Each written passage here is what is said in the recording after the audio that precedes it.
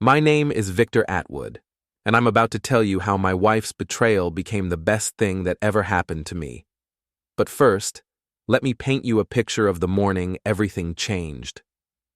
"Victor, you look absolutely terrible," Serena announced from our marble bathroom vanity, applying her third layer of foundation with surgical precision. "That cough sounds horrible. You're definitely getting sick." I wasn't sick. I'd been up all night staring at our shared tablet, reading hotel confirmation emails that weren't meant for my eyes. But Serena didn't need to know that yet. "Maybe I should stay home," I said, playing my part perfectly. "Oh, thank God you're being reasonable for once." She turned toward me, her perfectly sculpted eyebrows raised in relief. "I was dreading having to tell you that you can't come on this retreat. The Grandview Resort is for serious professionals only, Victor. This is my chance to impress the regional directors, and I can't have you embarrassing me in front of my colleagues."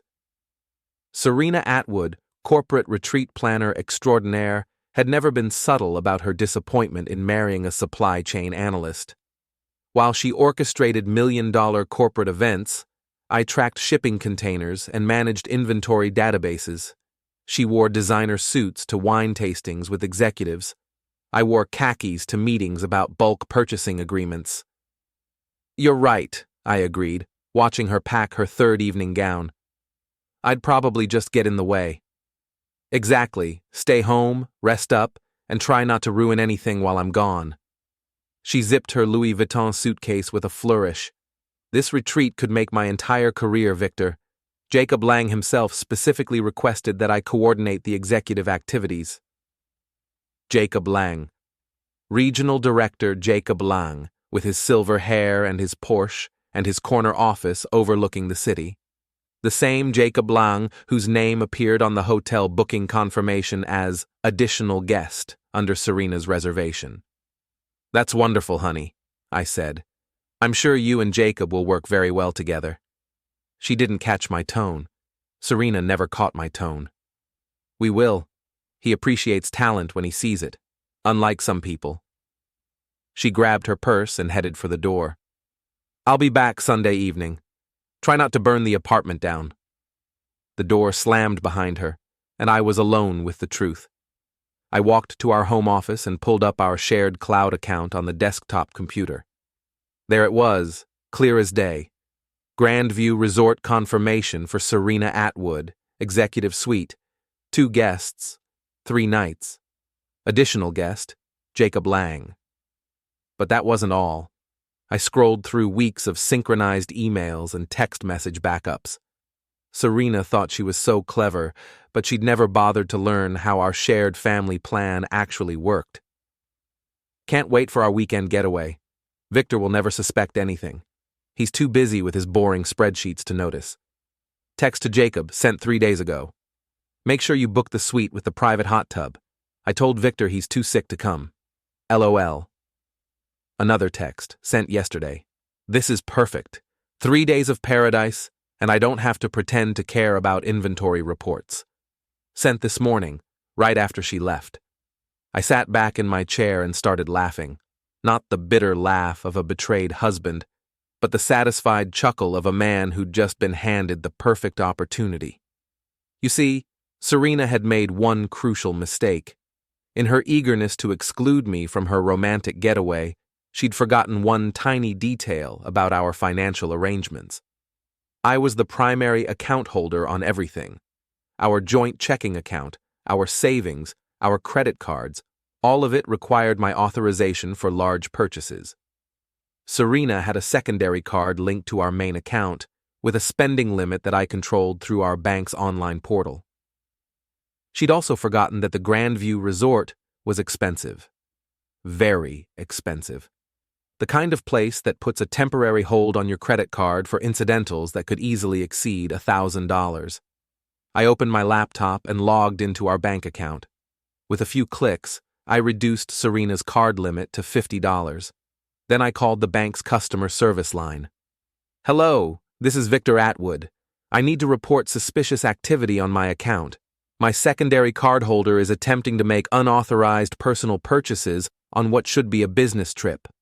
I'd like to flag any charges over $50 for manual approval.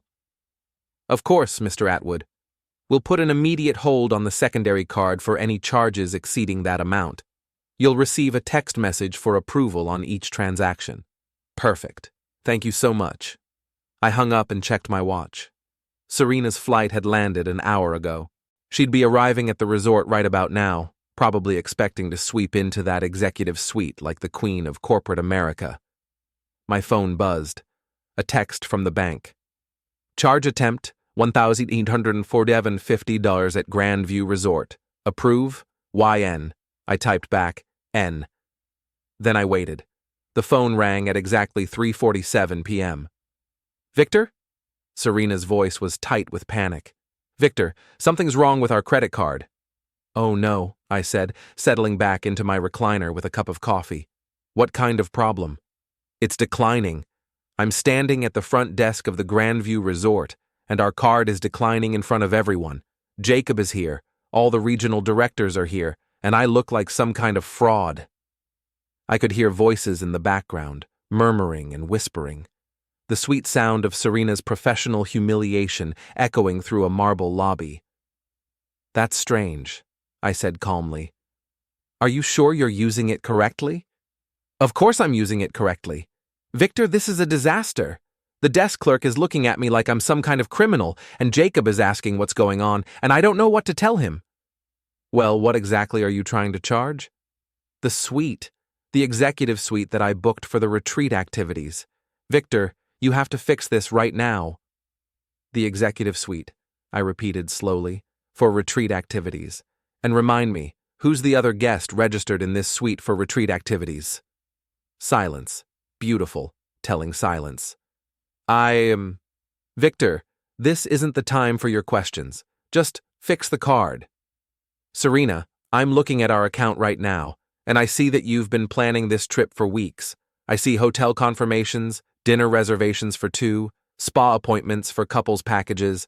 This doesn't look like a business retreat to me. More silence. In the background, I could hear someone saying, Ma'am, we need to resolve this payment issue, or I'll have to ask you to step aside for other guests. Victor, please, Serena whispered into the phone. We can talk about this when I get home. Just authorize the payment. I don't think so, I said. You told me I was too sick to come on your business trip. You told me not to ruin your career opportunity, but this isn't business, is it, Serena? Victor, this is you and Jacob Lang having an affair on my credit card. The background noise stopped. I realized that everyone in that lobby had just heard me say the word affair through Serena's phone speaker.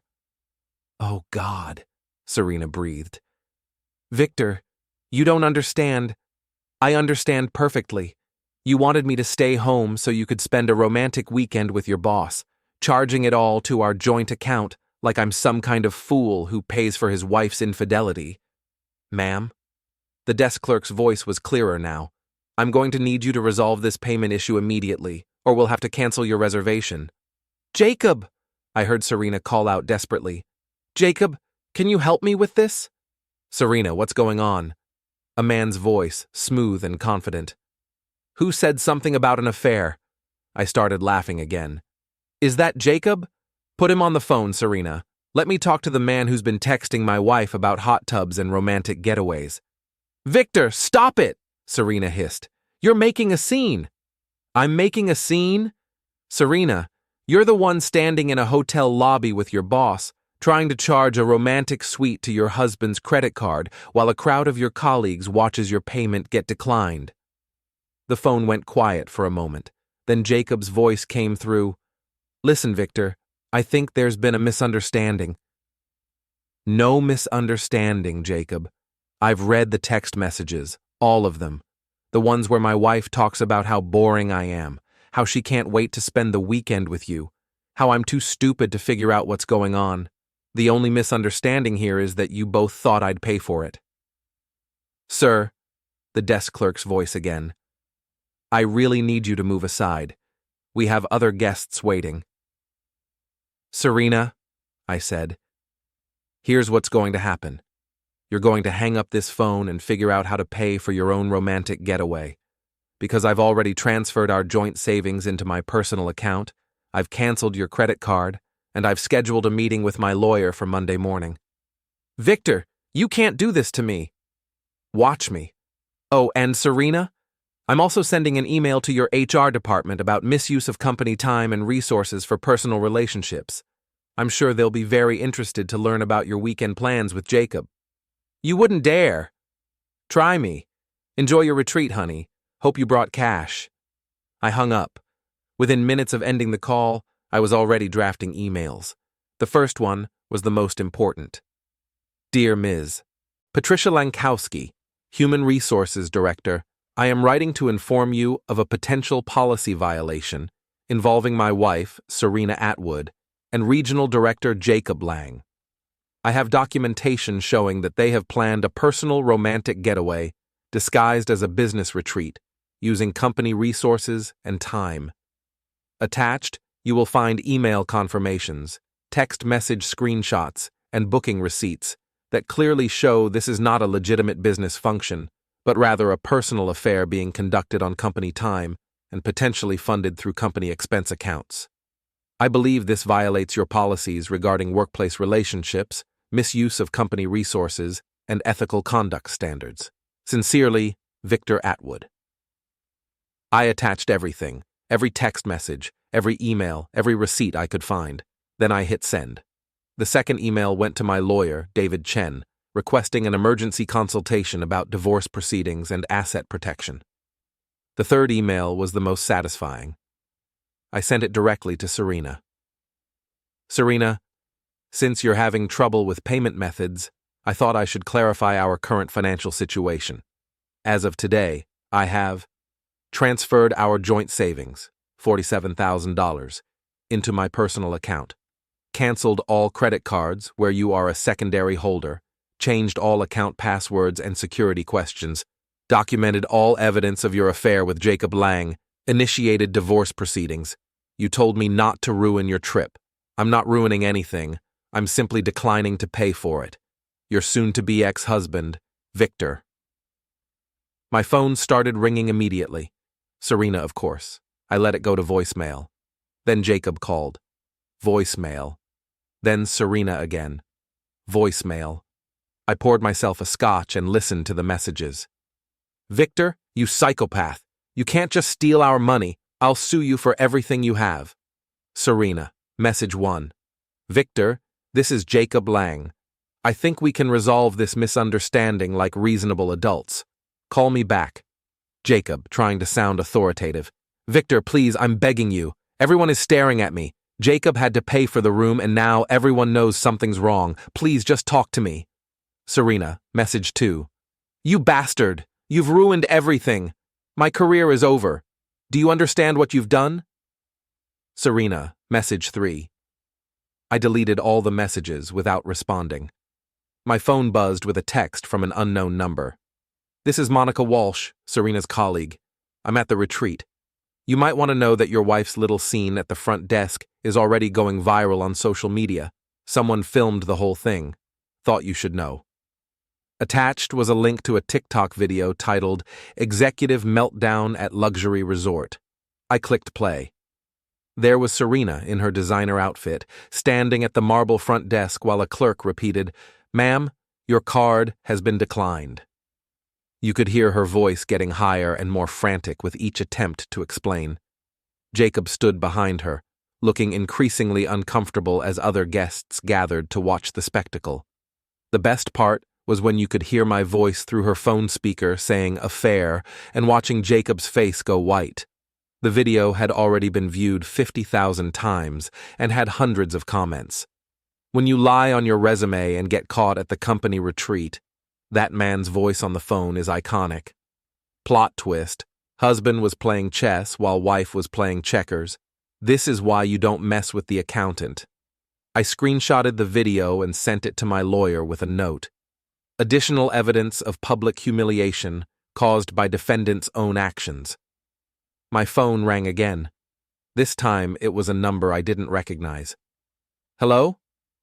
Mr. Atwood? This is Patricia Lankowski from HR. I received your email and I need to schedule an immediate investigation meeting. Can you come in Monday morning at 9 a.m.? Absolutely, Ms. Lankowski. I have additional evidence that's come to light since I sent that email. What kind of additional evidence? Video evidence of the incident at the resort, social media documentation, and recorded phone conversations where both parties admit to the nature of their relationship. Mr. Atwood, I want to be clear. This is a very serious matter. If your allegations are proven true, both employees could face immediate termination. I understand completely. I have documentation going back 3 months showing the pattern of behavior, misuse of company resources, and violation of your ethics policies. Bring everything you have. And Mr. Atwood, I'm sorry this happened to you. Thank you, Ms. Lankowski. I'll see you Monday. I hung up and realized I was smiling. For the first time in years, I felt like I was in control of my own life. Saturday morning brought a series of increasingly desperate phone calls from Serena. I let them all go to voicemail, but I listened to every single one. Victor, please pick up. Jacob's wife found out. Someone sent her the video. She's flying here and she's furious. Jacob is panicking and saying this is all my fault. Please, you have to help me fix this. Victor, I'm stuck here with no money and no way home. My flight isn't until tomorrow and Jacob won't even look at me anymore. His wife called him screaming about divorce lawyers. Please, I know I messed up, but I can't get home without help. Victor, you win, okay? You win. I'll sign whatever divorce papers you want. Just please don't leave me stranded here. I'll do anything you want. The final message came Sunday evening. I had to borrow money from Monica to get home. I'll be there in 2 hours. Please don't change the locks. I have nowhere else to go. I had indeed changed the locks. At 8 p.m., I heard Serena's key fail to work in the front door. Then came the pounding. Victor! Victor! Open this door. This is my apartment, too. I opened the door and handed her a suitcase. Your clothes. I'll ship the rest. She looked terrible. Her perfect hair was disheveled. Her makeup was gone, and she was wearing the same outfit from Friday. Victor, please, can we just talk about this like adults? We can talk through our lawyers. I have a meeting with HR tomorrow morning to discuss your employment situation. My employment situation? Victor, you can't cost me my job over this. I'm not costing you anything, Serena. You cost yourself your job when you decided to have an affair with your boss and use company resources to fund it. It wasn't like that. We never use company money. I pulled out my phone and showed her the screenshots. Company credit card charges for romantic dinners. Company car used for personal trips to Jacob's house. Company time used for personal phone calls and text messages. Should I continue? Her face went white. How do you have all of this? You gave me access to everything, remember? Joint accounts, shared cloud storage, family phone plan. You just never thought I was smart enough to use it. Victor, I'm sorry. I know I hurt you, but please don't destroy my entire life over this. Your life isn't destroyed, Serena. It's just not being subsidized by me anymore. You're a successful, independent woman, right? You'll figure it out. Where am I supposed to go? I don't know. Maybe Jacob has room at his place. Oh wait, his wife is divorcing him too. Maybe you two can get a place together. She started crying then, real tears, not the manipulative ones she used to get her way. Victor, please, I made a mistake. Can't we work through this? You didn't make a mistake, Serena. You made a choice. You chose Jacob over me. You chose to humiliate me. And you chose to steal from our joint accounts to fund your affair.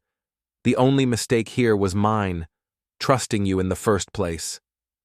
I started to close the door, but she put her hand against it. What about our friends? What about Tom and Jennifer? What about our whole social circle? What about them? They're going to take sides, Victor. They're going to ask questions. Then you better hope you have good answers. I closed the door and locked it. Through the wood, I could hear her crying on the other side. My phone buzzed with a text from Tom Harrison, one of our couple friends. Dude, What's this video Monica posted about Serena? Are you guys okay? I texted back, we're getting divorced. She was having an affair with her boss. The video is from when her credit card got declined paying for their romantic getaway. Holy shit. I'm sorry, man. Do you need anything? I'm fine. Better than fine, actually. What about game night next weekend? We had plans with you and Serena. I'll be there. Just me, though. Of course. Jennifer is going to want to hear all about this. I smiled. Serena was right about one thing. Our friends were going to take sides. But she'd made the mistake of assuming they'd automatically choose her side. She'd forgotten that most of our friends were couples, and most of the husbands had never really liked her attitude toward me. They'd watched her dismiss me, embarrass me, and treat me like an accessory for years. Now they were about to find out exactly what happened when you push a quiet man too far. The HR meeting was everything I'd hoped it would be. Patricia Lankowski was a sharp woman in her 50s who'd clearly dealt with workplace affairs before, but never quite like this. She sat across from me in the conference room, reviewing the mountain of evidence I'd provided. Mr. Atwood, this is comprehensive. You have text messages going back 3 months? 4 months, actually. It started as emotional affair before becoming physical.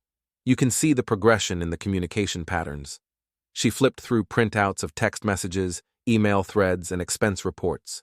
And you're certain these company credit card charges were for personal use?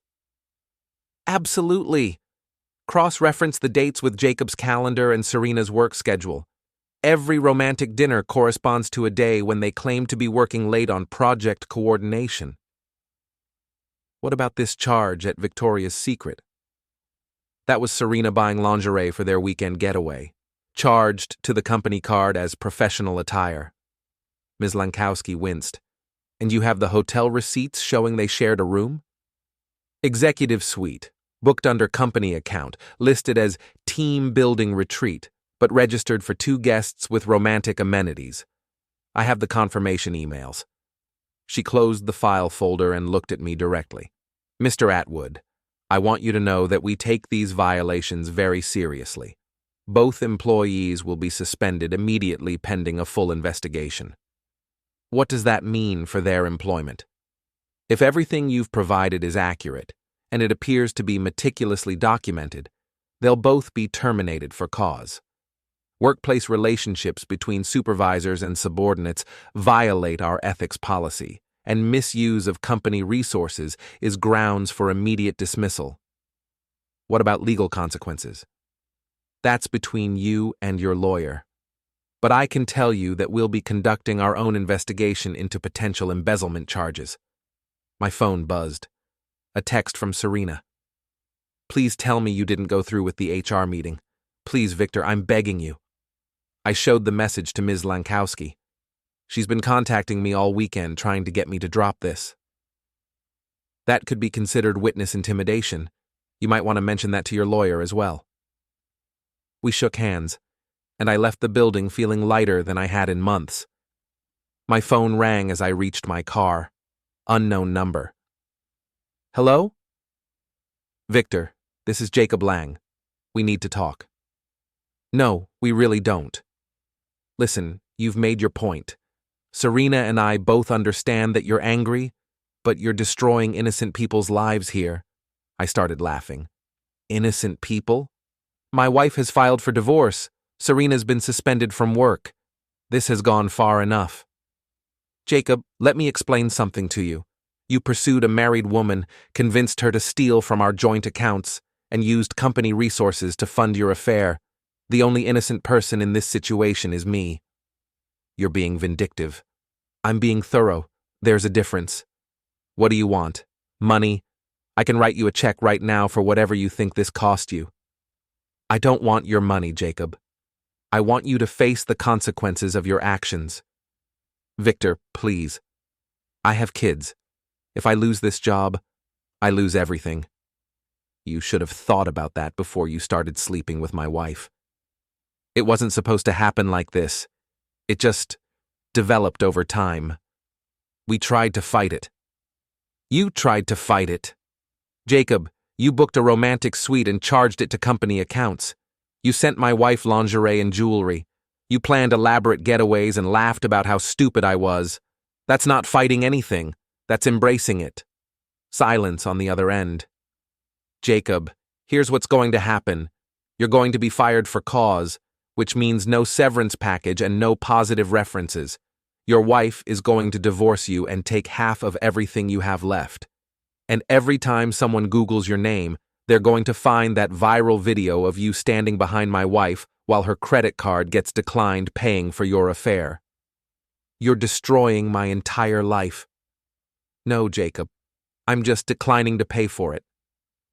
I hung up and drove home, where I found Serena sitting on the steps outside my apartment building. Victor, please. We need to talk. No, we don't. Talk to your lawyer. I don't have money for a lawyer. You took everything. I took what was mine.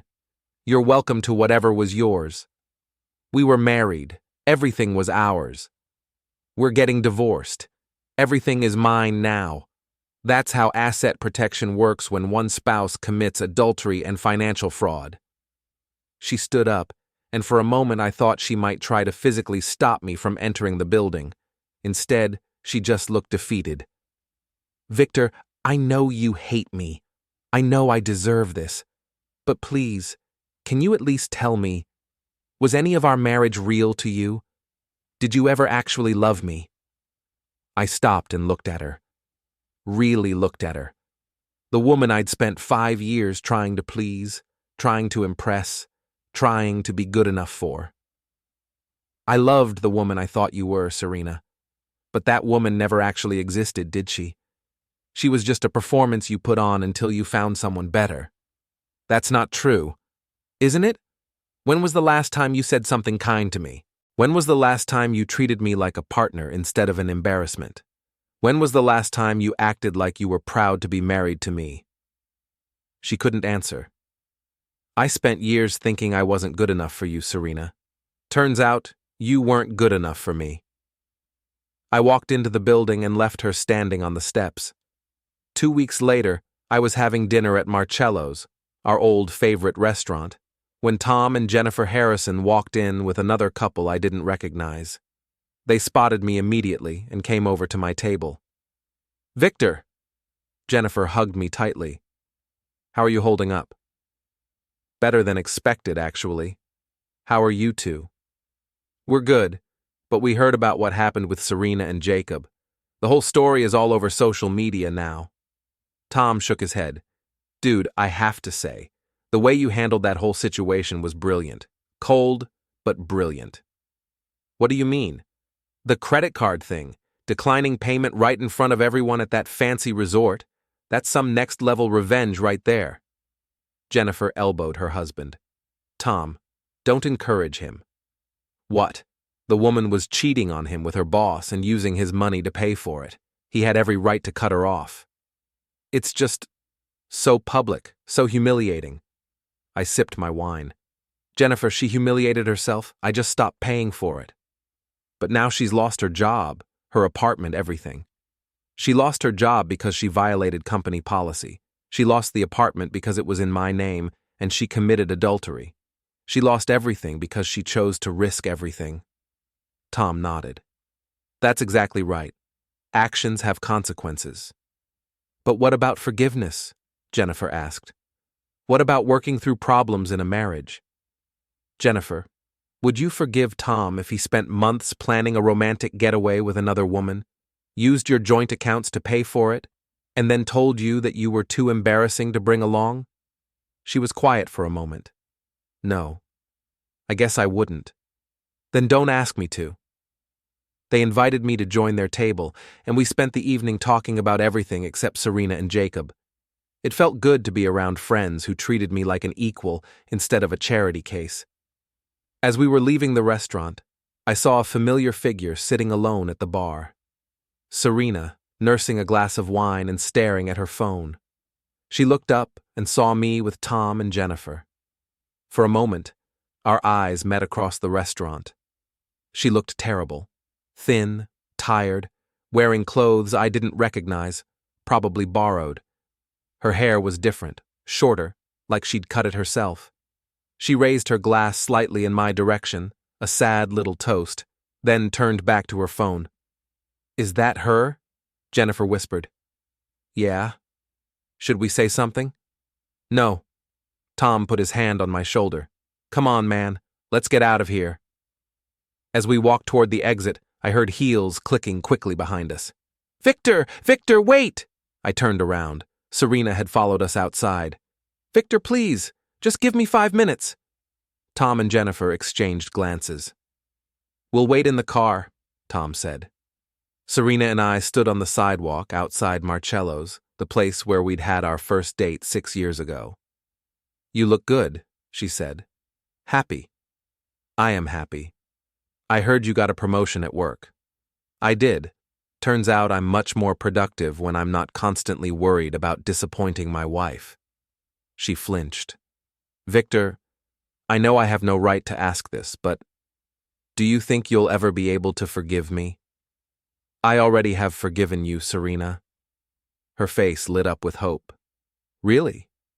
"I've forgiven you because holding on to anger was hurting me more than it was hurting you. But forgiving you doesn't mean I want you back in my life." The hope faded. "I see. Do you? Because I don't think you do. You're not sorry that you hurt me, Serena. You're sorry that you got caught. You're sorry that there were consequences. If that video hadn't gone viral, if HR hadn't fired you, if Jacob's wife hadn't left him, you'd still be sneaking around behind my back. That's not true. Isn't it? When exactly were you planning to tell me about the affair? When were you going to stop using our joint accounts to fund your relationship with Jacob? When were you going to stop treating me like an embarrassment?" She couldn't answer. "You want to know the truth, Serena? I'm grateful this happened. I'm grateful you cheated on me, because it showed me exactly what kind of person you really are, and it gave me the motivation to build a life without you. Victor, I'm dating someone new." That stopped her cold. "What?" "Her name is Monica Walsh. You know her. She works at your old company. She's the one who sent me the video of your meltdown at the resort." Serena's face went white. "Monica? But she was my friend." "No, she wasn't. She was someone who watched you treat me badly for years and felt sorry for me. When she saw you humiliate yourself at that resort, she reached out to make sure I was okay. We've been seeing each other for 2 weeks now." "You're lying." I pulled out my phone and showed her a selfie of Monica and me at a baseball game. "She's everything you never were, Serena. Kind, supportive, proud to be seen with me.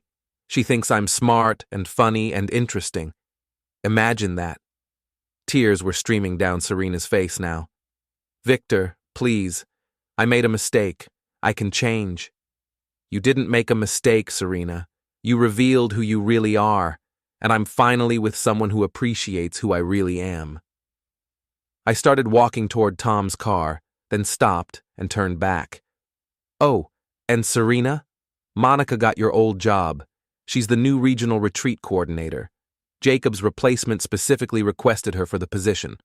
Apparently, she has a reputation for integrity and professionalism." Serena sank down onto a nearby bench, her face in her hands.